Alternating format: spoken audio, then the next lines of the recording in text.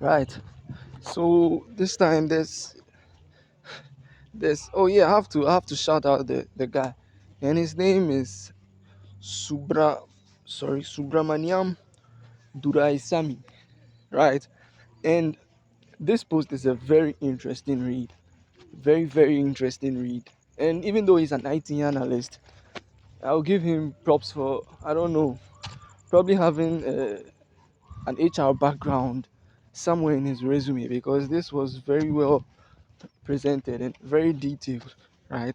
I loved it.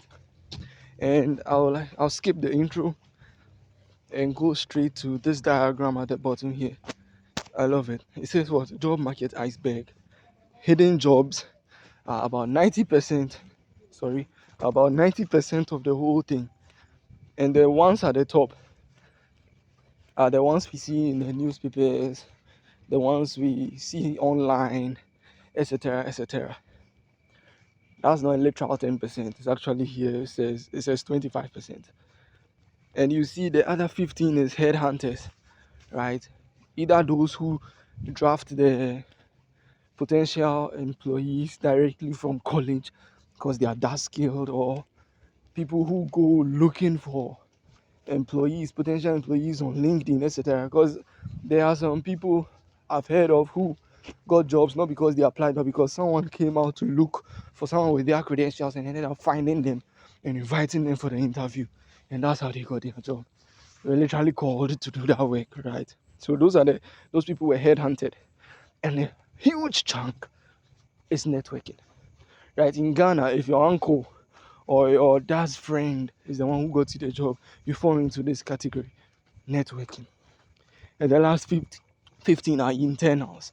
It could be maybe the national service that we are doing, right? Or maybe an internship opportunity or something else that may have gotten you the job. That's the internals.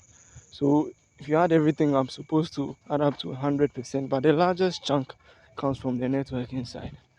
And so the same article, about three other key points. And so as I'm scrolling, if you see one that piques your interest, you could pause at that point and then quickly scan through it. But this other chart I'll discuss in the next segment. So before that, we'll look at how to develop the network in itself, because sometimes having it or starting it is a good initiative, but maintaining it is another problem, right? Maintaining and growing it is another problem. So we'll take our time. We'll go one step at a time, because I'm also now beginning to, grow a network. In fact, not even grow, but build a network from ground up.